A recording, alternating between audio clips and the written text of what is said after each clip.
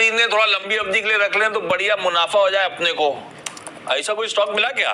बिल्कुल बिल्कुल, ऐसे स्टॉक्स काफी हैं। बिल्कुल, मैंने एक स्टॉक चुना है इस वक्त जो इस गणेश चतुर्थी से नेक्स्ट गणेश चतुर्थी तक। अच्छा, थोड़ा हैवी वेट है, लेकिन स्टॉक का नाम है बॉश। इसका जो बेसिक चार्ट स्ट्रक्चर ब्यूटीफुल है, पॉजिटिव। इसमें करेक्शंस आते हैं और करेक्शंस एब्जॉर्ब हो जाते हैं। अब ट्रेड करा है 33,693 पर ट्रेड करा।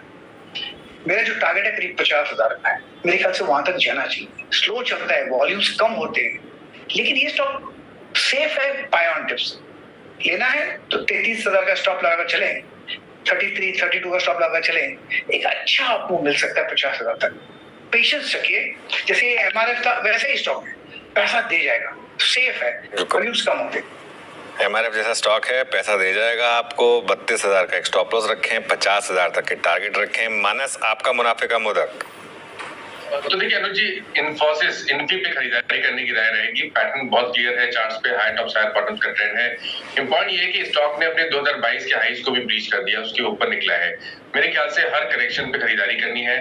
1800 रुपए जहां पर 50 मूविंग एवरेज है, उसके नीचे स्टॉप लॉस लगाइए। तो 1799 के स्टॉप लॉस से इनफीम में खरीदारी करेंगे और 2200 रुपए की टारगेट सेट करेंगे आने वाले 6 से 8 मंथ के लिए।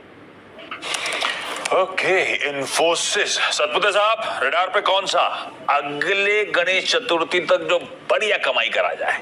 आशीष जी, देखिए मेरे रडार पे है जियो फाइनेंस। देखिए मुझे लगता है कि बहुत बढ़िया पैटर्न है इसका। 2-3 चीजें यहाँ पे मुझे अच्छी लगी। एक तो डेली चार्ट पे ब्रेकआउट आया है, वीकली चार्ट पे ब्रेकआउट है, मंथली ये सजेस्ट करता है कि कम से कम, क्योंकि आपने एक साल की बात की, तो मुझे लगता है इट शुड बी 500 to 550। ये मेरा एक साल का टारगेट रहेगा जियो फाइनेंस में। अगर किसी को स्विंग ट्रेड लेना है तो इसका जो पहला पड़ाव आएगा वो रहेगा 385 to 400। तो जियो फाइनेंस जो भी डिप मिले उसमें बाय करते जाइए। 320 का स्टॉप लॉस होगा।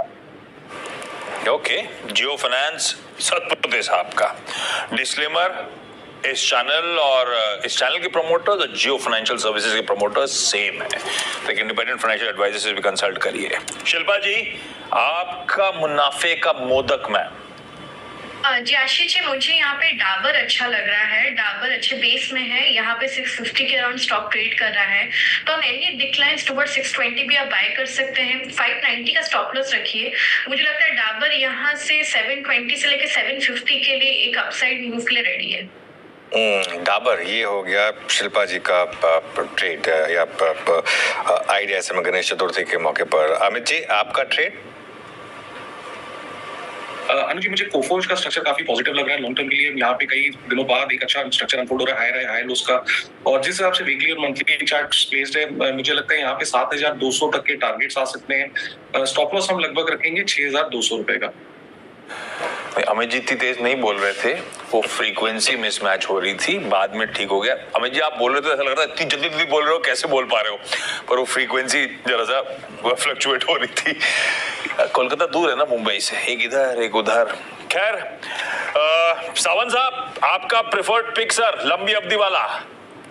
जी आशीष जी, जैसे कल दोपहर मैंने कहा था, मेरी राय बहुत क्लियर है कि बैंक निफ्टी बहुत जल्द आउट परफॉर्म कर सकता है। एक बार हम 51,800 के ऊपर क्लोज हो जाए, सीधा डोर्स ओपन होते हैं 54,000 से 54,500, ये मेरे टारगेट्स होंगे।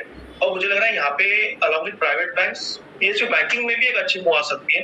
यहाँ पे सबसे लोएस्ट रिस्क पे मुझे नजर आ रहा है बैंक ऑफ बड़ौदा, जो करीबन 240-45 के बीच ट्रेड कर रहा है। मैं यहाँ पे एक छोटा स्टॉप लॉस करीबन 234 के नीचे स्पॉट क्लोजिंग बेसिस के हिसाब से एक्यूमुलेशन की राय दूंगा। और मुझे लग रहा है कि आप पहला टारगेट एक रेजिस्टेंस के हिसाब से 270 रखें, बट ओवरऑल मुझे लग रहा है कि ये 300-310 के लेवल भी इफेक्टिवली दिखा सकता है। रिस्क रिवॉर्ड काफी अच्छा है, तो ये एक पोजिशनल अप्रोच रख के आप बैंक ऑफ बड़ौदा में लॉन्ग जा सकते। ओके, बैंक ऑफ बड़ौदा, ये हो गई प्रशांत जी की पिक मुनाफे का मोदक में। पार्थिव, आपके रेडार पर कौन सा स्टॉक रहेगा? देखिए अनुज जी, गणेश जी की जो ट्रंक है वो एक चीज सिग्निफाई करती है, विच इज हाई एफिशिएंसी और अडेप्टेबिलिटी। तो हमने यही सोचा कि ऐसे अच्छे पर्व पर ऐसी कंपनी सिलेक्ट करें जो ये कैरेक्टरिस्टिक्स फुलफिल करे। तो the stock is Linde India. अगर लिंडे इंडिया का बिजनेस मॉडल देखें तो इंडस्ट्रियल गैसेस में it is one of the most efficient player in the listed space. More importantly I think अभी रिसेंटली जो न्यूज हुआ जिसमें उनकी जो एयर सेप्टर यूनिट की capacity in terms of tons per day वो 37% बढ़ के आज की तारीख में it's almost reach 13,000 tons per day. आगे जाते हम देख रहे हैं कि 2 साल के अंदर इसकी capacity total 20,000 tons per day होगी। तो जैसे जैसे ये कैपेसिटी रैंप अप होगी I think operational efficiency kick in होगी। और अभी industrial gases beyond steel sector भी आई थिंक बहुत यूजेस हो रहे हैं, जैसे कि आर्गन, हीलियम, नाइट्रोजन। तो ये सब ये लिंड इंडिया सप्लाई करती है। ऐसा कहा जाता है कि modak is also reward for sadhana. तो हमें लग रहा है कि ये स्टॉक में लॉन्ग टर्म इन्वेस्टमेंट से आई थिंक अच्छा रिवॉर्ड्स